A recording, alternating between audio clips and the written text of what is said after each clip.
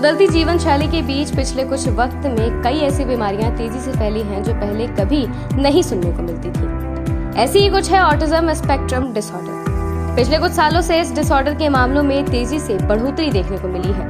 Autism spectrum पीड़ित के व्यवहार पर असर डालता है। ये बच्चे को ज्यादा ट्रिगर करता है। ऑटिज्म स्पेक्ट्रम के लक्षण बच्चों में बचपन से ही दिखाई देने लगते हैं। ऐसे में इसका समय रहते इलाज कराना जरूरी है, नहीं तो इससे मानसिक स्वास्थ्य पर बुरा असर पड़ सकता है।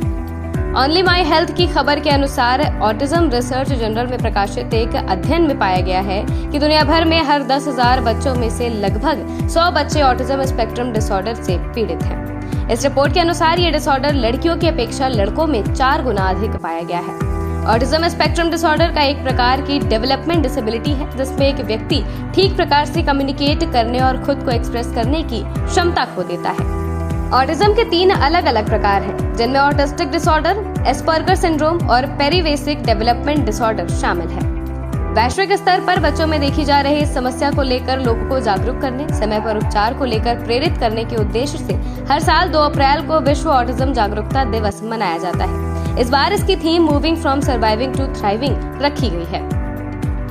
आज आरोग्य इंडिया आपको विभिन्न एक्सपर्ट के माध्यम से ये बताने और समझाने की कोशिश करेगा कि आखिर ऑटिज्म स्पेक्ट्रम डिसऑर्डर क्या है, इसकी पहचान कैसे की जाती है, इसके इलाज में किसकी अहम भूमिका होती है और आखिर कितने दिनों तक इस डिसऑर्डर का इलाज चलता है। शुरू करते हैं हमारी विशेष पेशकश।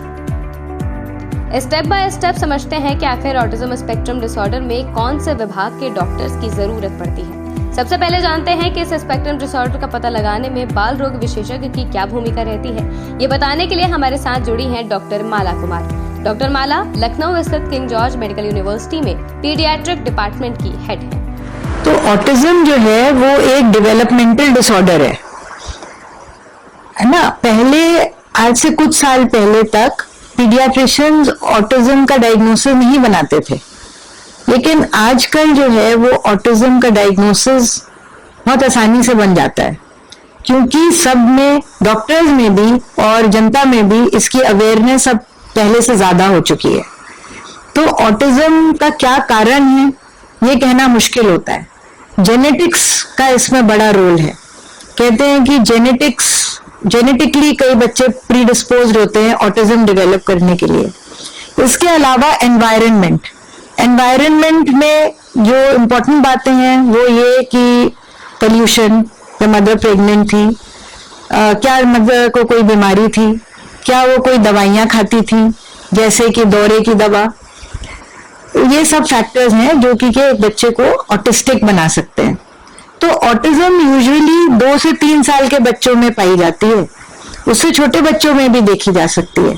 इसके कुछ रेड फ्लैग्स होते हैं, अगर ये लक्षण है तो शायद बच्चे में ऑटिज्म है।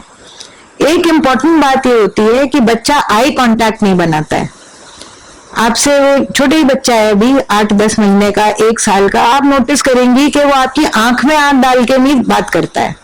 तो ये एक बहुत बड़ा रेड फ्लैग है।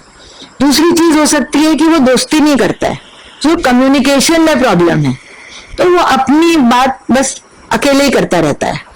हो सकता है वो एक कमरे के कोने में गोल गोल घूमता रहे, हो सकता है एक चीज को वो शेल्फ से बार बार उठाए और रखे, रेपिटेटिव एक्शंस करे, एक ही चीज को बार बार करता रहे, एक डिब्बा खोले बंद करे। उसको किसी चीज में चेंज अच्छा नहीं लगता है, दोस्त नहीं बनाता है।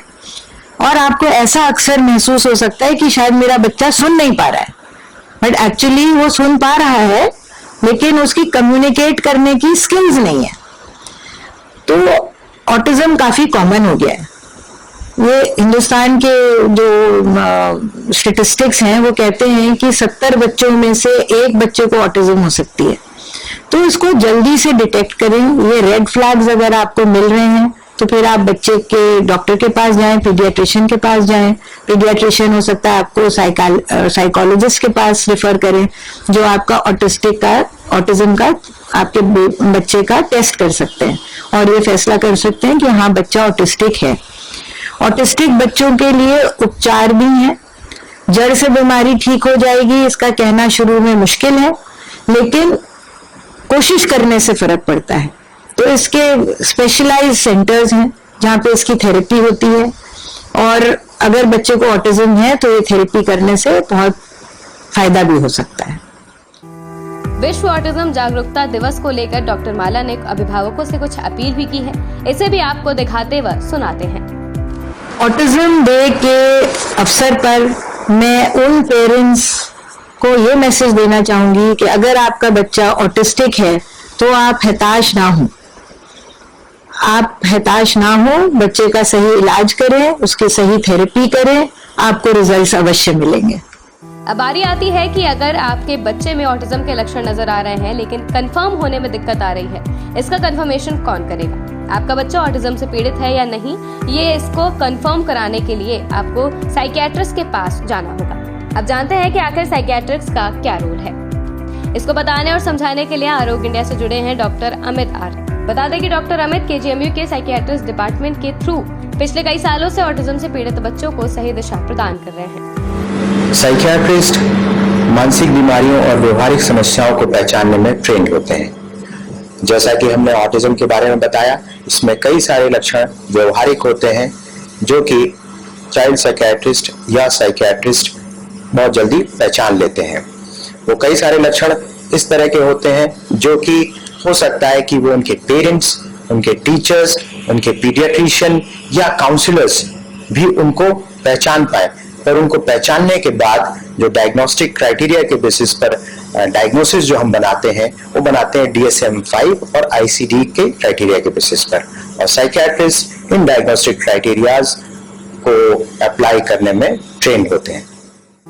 डॉक्टर अमित आर्य ने भी विश्व ऑटिज्म जागरूकता दिवस को लेकर अभिभावकों से कुछ अपील की है। इसे भी आपको दिखाते व सुनाते हैं। मैं पेरेंट्स से यही कहना चाहूंगा कि अपने बच्चे की स्ट्रेंथ्स को पहचाने। हम लोग कमियां तो आसानी से पहचान लेते हैं, लेकिन उनकी स्ट्रेंथ क्या है, उनके पॉजिटिव एस्पेक्ट क्या है, उनको पहचानना बहुत जरूरी है। ऑटिज्म में कई बच्चे इस तरह के होते हैं जिनको कि स्किल्स, जिनको हम 7 स्किल्स कहते हैं, वो होती हैं। कई बच्चे मेमोराइज करने में बहुत अच्छे होते हैं, कई बच्चे रूटीन को फॉलो करने में बहुत अच्छे होते हैं।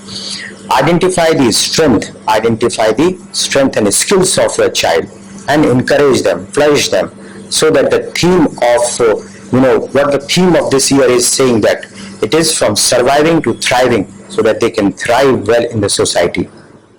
अब बारी आती है कि ऑटिज्म से जूझ रहे बच्चों के इलाज की, यानी कि बाल रोग विशेषज्ञ आपको लक्षणों की पहचान कराते हैं। साइकियाट्रिस्ट इसे टेस्ट के माध्यम से कंफर्म करते हैं और इलाज शुरू करते हैं। वहीं इससे निजात पाने के लिए थेरेपी का भी महत्वपूर्ण योगदान रहता है। इस पर भी बात करनी जरूरी है। पिछले 4 सालों से ऑटिज्म स्पेक्ट्रम डिसऑर्डर ही नहीं, अन्य डिसऑर्डर से पीड़ित बच्चों को समाज की मुख्य धारा से जोड़ने की जिम्मेदारी अपने कंधों पर लेकर चल रहे दिव्यांशु कुमार से जानते हैं। पहले तो मैं बता दूंगा, दाहो रिहेबिलिटेशन लर्निंग सेंटर दाहो फाउंडेशन के तहत चलने वाला एक केंद्र है जिसमें हम ऑटिज्म ही नहीं और भी न्यूरो डाइवर्स बच्चों पे काम करते हैं। ऑटिज्म मुख्य तरीके से एक ऐसी डिसऑर्डर है जिससे बच्चा या व्यक्ति अपने आप में आत्ममुक्त रहता है, उसको सारी दुनिया से वो कोई वास्ता नहीं रखता है, अपने में ही खेलेगा, अपने में ही बात करेगा, सोशल एंजाइटी रहती है, भीड़ भाड़ वाले इलाके में जाएगा तो रोएगा, चिल्लाएगा, उसको अनकंफर्टेबल महसूस होता है, और इस वजह से कई बार बच्चों का जो है डेवलपमेंटल डिले हो जाता है। तो उस डेवलपमेंटल डिले पे हमारा सेंटर क्या काम करता है, हमारे ऑक्यूपेशनल थेरेपिस्ट होते हैं जो इन बच्चों को न्यूरो डेवलपमेंटल टेक्निक और सेंसरी इंटीग्रेशन के जरिए ऑटिज्म के उस स्पेक्ट्रम से बाहर निकालने की कोशिश करते हैं। और जब बच्चे उस स्पेक्ट्रम से धीरे धीरे बाहर निकलते हैं तो एज ए डेवलपमेंटल थेरेपिस्ट के होने के नाते हमारे जो डेवलपमेंटल थेरेपिस्ट हैं वो उन बच्चों के जो डेवलपमेंटल डिले हैं उनको ओवरकम करते हुए उनको मेन स्ट्रीम लाइफ में लाने की कोशिश करते हैं। इसमें हमारे पास स्पीच थेरेपिस्ट हैं जो बच्चों के स्पीच डिलेस को पे वर्क करते हैं, स्पेशल एजुकेटर्स हैं जो बच्चों के जो है एकेडमिक डिलेस पे काम करते हैं, ठीक है। और इस तरीके से हम लोग संयोजित रूप से, कोऑर्डिनेटेड रूप से बच्चों के ओवरऑल विकास पे काम करते हुए उन्हें मेन स्ट्रीम लाइफ में लाने की कोशिश करते हैं। कि वक्त का तो नहीं बता सकते हैं, वो बच्चा जब हमारे पास आता है तो हम पहले उसका असेसमेंट करते हैं कि बच्चा का लेवल क्या है। उस लेवल के आधार पे फिर बच्चे की ग्रास्पिंग पावर पे डिपेंड करता है कि महीने भर उसको जब थेरेपी दी गई तो उसके बाद उस बच्चे ने कैसा रिस्पॉन्स किया। अगर किसी बच्चे ने 10% या 20% रिस्पॉन्स दिया है तो समझ लीजिए 4 से 8 महीने ही लगने हैं उसको। लेकिन अगर कोई बच्चा जो है 10% या 5% है तो थोड़ा लंबा थेरेपी चली जाती है। इसमें जितने भी लोग हैं, मतलब सिर्फ थेरेपिस्ट का ही नहीं, जो पेरेंट्स हैं या फैमिली है, इन सबका कोलैबोरेटिव एफर्ट मिलके ही एक बच्चे का रिजल्ट लेके आ पाता है। जब पूरी family, therapist, doctors, paediatricians, psychiatrist सारे लोग अलाइंड होके एक मत रूप में जब काम करते हैं तो बच्चों का रिजल्ट बहुत जल्दी बहुत अच्छा आता है। और अभी तक हम लोगों ने 4 साल हो गए सेंटर को खोले हुए, अब तक 20 से 25 बच्चे हमारे मेन स्ट्रीम लाइफ में जा चुके हैं, जो बड़े बड़े स्कूलों में शामिल होकर उनके रिजल्ट्स में हर साल देख रहा हूँ। कोई केंद्रीय विद्यालय में है, कोई CMS में है, कोई सिटी इंटरनेशनल में है, कोई क्राइस्ट चर्च में है, और उनके जब रिजल्ट आते हैं तो ऐसा लगता है कि वाकई हम लोग कामयाब हो पाए हैं। विश्व ऑटिज्म जागरूकता दिवस को लेकर अभिभावकों से दिव्यांशु कुमार ने भी कुछ अपील की है। इसे भी आपको दिखाते व सुनाते हैं। ये कि लोगों में जागरूकता फैलाई जाए, जिसके तहत हम पूरे 2 महीने पूरे लखनऊ भर में हर जगह जगह स्कूलों में, अस्पतालों में, क्लिनिक्स में जाकर वहां पे निःशुल्क असेसमेंट कैंप लगाएंगे। प्लस कैनोपी भी जगह जगह लगा के वहां पे फ्री असेसमेंट किया जाएगा। बच्चों को, उनके पेरेंट्स को, केयर गिवर्स को काउंसलिंग दी जाएगी कि कैसे आगे उनको ले आके उनको मेन स्ट्रीम लाइफ में हम शामिल करा सकते हैं। सेकंड, मेरा अभिभावकों से और उनके केयर गिवर से एकमात्र यही संदेश है कि देखिए, ये कोई ऐसी लाइलाज बीमारी नहीं है, सिर्फ डिसऑर्डर है जो इधर उधर बिखरा हुआ है। इसको जब हम अरेंज करेंगे, ऑर्डर में लेके आएंगे, तो आपके बच्चे मेन स्ट्रीम लाइफ में बहुत कमाल करेंगे। समझ लीजिए आपके पास एक गाड़ी फरारी पड़ी हुई है जो बिगड़ी हुई है, शायद उसको ठीक कराने में थोड़ा मेहनत लगे, मशक्कत लगे, पैसा भी लगेगा आपका, ऐसा नहीं पैसा नहीं लगेगा, लेकिन उसके बाद जब ये गाड़ी चलेगी तो लोग देखते रह जाएंगे। इसका मैं आपको आश्वासन दे सकता हूँ। Thank you. अब ये भी जरूरी है कि आखिर ऑटिज्म से पीड़ित बच्चों की डाइट को कितनी देखरेख की जरूरत है, ये बताएंगी डॉक्टर स्मिता सिंह। बता दें कि डॉक्टर स्मिता सिंह लखनऊ के मिडलैंड हॉस्पिटल में चीफ डाइटिशियन के पद पर अपनी सेवाएं दे रही हैं। वहीं वो लखनऊ में ही वेलनेस डाइट क्लिनिक का भी संचालन कर रही हैं। जितने भी पेरेंट्स एंड केयर टेकर्स जो ऑटिस्टिक इंडिविजुअल्स को डील कर रहे हैं, उन सबको कुछ डाइटरी एडवाइस देना चाहेंगे। सो जब भी हम कोई डाइट प्लान करते हैं किसी भी ऑटिस्टिक इंडिविजुअल का, तो हमें कुछ चीज़ों पे ध्यान देना चाहिए। पहला जो सबसे इम्पॉर्टेंट है वो ये है कि आपका जो डाइट है वो ऐसे हो जिससे कि उस इंडिविजुअल का गट हेल्थ इम्प्रूव हो। दूसरी चीज़ जो है, इनके पास बहुत सारे इन्फ्लेमेशंस के चांसेस बहुत होते हैं। जितने भी इन्फ्लेमेटरी मार्कर्स हैं उनको कंट्रोल कर पाए ऐसे फूड्स को दें। तीसरी चीज़, ब्रेन हेल्थ के लिए जितने भी न्यूट्रिएंट्स हैं उस डाइट में होने चाहिए। चौथी जो सबसे इम्पॉर्टेंट है, that is your immunity. Immunity strong करने के लिए हमें डाइट को इस तरह से मैन्युफैक्चर करना होता है। तो पहले पे बात करते हैं, that is gut health. So जितने भी ऑटिस्टिक इंडिविजुअल्स होते हैं वो they are very much prone to colitis और एनी इन्फ्लेमेटरी बाउल डिजीजेस, चाहे वो क्रॉन्स हो या कोलाइटिस हो। तो इन सब केसेस में हमें ये चीज़ ध्यान देना है कि उनमें ग्लूटेन और केसीन, ये 2 चीज़ फ्री हो।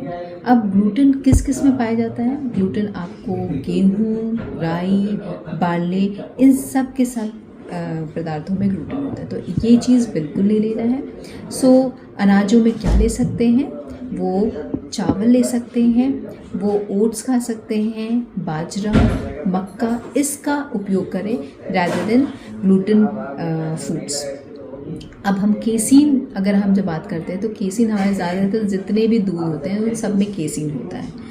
तो अगर हम बच्चे को दूध नहीं दे रहे हैं तो हम किस तरीके से उसका प्रोटीन एंड कैल्शियम कवर कर पाएंगे? By adding different casein free dairy products like almond milk या सोया मिल्क या सोया पनीर जिसे हम टोफू कहते हैं वो ऐड कर सकते हैं। साथ में दालों का उपयोग ज़्यादा करें जिससे कि उनकी प्रोटीन की रिक्वायरमेंट फुलफिल हो पाए। साथ में एक चीज़ हमेशा ध्यान रखिएगा कि फैट बहुत ही ज़्यादा महत्वपूर्ण है आपके ब्रेन हेल्थ के लिए, और उसमें जो गुड फैट है that is omega 3 fatty acids, उसको हम बहुत एम्फसाइज करते हैं। हम उनको ये बनाना चाहेंगे कि आपको एटलीस्ट नट्स, एक हैंडफुल ऑफ नट्स जिसमें आलमंड्स एंड वॉलनट्स हो, वो ओमेगा 3 प्रोवाइड कर पाएंगे। अगर मछली खाते हैं तो मछली 2 या 3 पीसेस दिन में 2 पीसेस ज़रूर से दें, नहीं तो 1 चम्मच अलसी का उपयोग कराएं। 1 चम्मच अलसी जो है वो चाहे वो पाउडर्ड फॉर्म में हो, चाहे वो आप किसी दूसरे फॉर्म में उसको पेस्ट बना के किसी खाने में ऐड ऑन कर सकते हैं, जैसे भी खिलाना चाहें, लेकिन अलसी का ज़रूर से उपयोग करें जिससे कि उनका जो है ओमेगा 3 फैटी एसिड्स बढ़ जाए एंड उनकी ब्रेन को प्रॉपर न्यूट्रिएंट्स मिल पाए। साथ में ये चीज़ ध्यान देने की ज़रूरत है कि वो अगर मीठा का उपयोग जितना कम करें उतना अच्छा होता है, क्योंकि अगर मीठा जितना ज़्यादा लेंगे उतना वो हाइपर एक्टिव होंगे।